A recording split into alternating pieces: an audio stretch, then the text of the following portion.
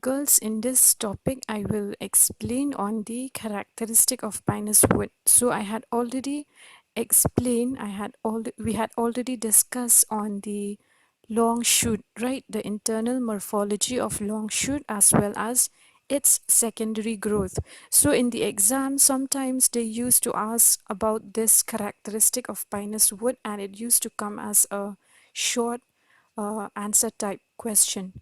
So I thought of just giving you these points on these characteristic of Pinus wood, and it's important. Okay, it used to come in the exam. So if we take a look at the characteristic of a Pinus wood, because I had already explained, I'll just give you the points here.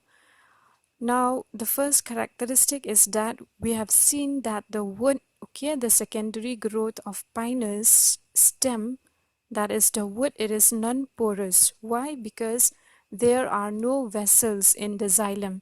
So the vessels in the xylem, they are absent. So the wood is non-porous and pycnoxylic. Okay, pycnoxylic because it is compact with cell parenchyma. And also we have seen the presence of these narrow medullary rays. The second characteristic is that the tracheids, they possess bordered pits in their radial walls. So I have shown to you in this diagram, remember that the tracheids here, you can see they possess these bordered pits. Okay, in their radial walls, we have, in the radial wall of tracheids, we have these bordered pits.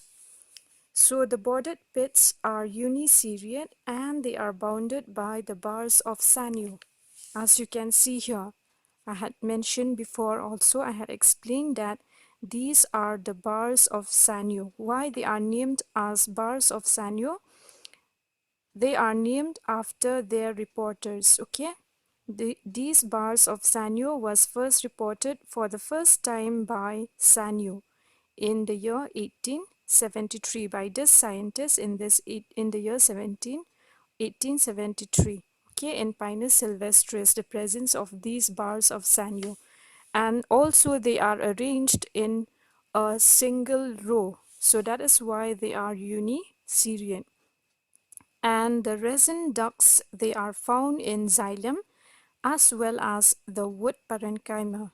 Okay, the medullary rays also, they are uniseriate. Remember this, girls, they are uniseriate, but they sometimes they are multiseriate when they are associated with resin ducts, as you can see here. In this case, we can see the medullary rays, they are uniseriate, arranged in a single row, and sometimes they are multiseriate when there is a resin canal present in between these, okay, associated with resin ducts lined with parenchymatous cells, and they are of two kinds. Remember, they are of two kinds. The one which join the pith and the cortex, okay, these primary medullary rays, as you can see here in this figure, and these secondary medullary rays which run through the secondary phloem and the secondary xylem. The trochoidal cells of the medullary rays, they possess lignified walls. Okay, they possess lignified walls here, as you can see, with bordered pits. And just remember this, one of the characteristic of the wood of Pinus is that it is yellowish to pale reddish brown in color with a strong resinous odor. Okay, because we know the presence of many resin canals, resin ducts in the wood of Pinus, so it has a very strong resinous odor, for example in Pinus roxburghi. And the wood is also used, the wood of Pinus is used as timber.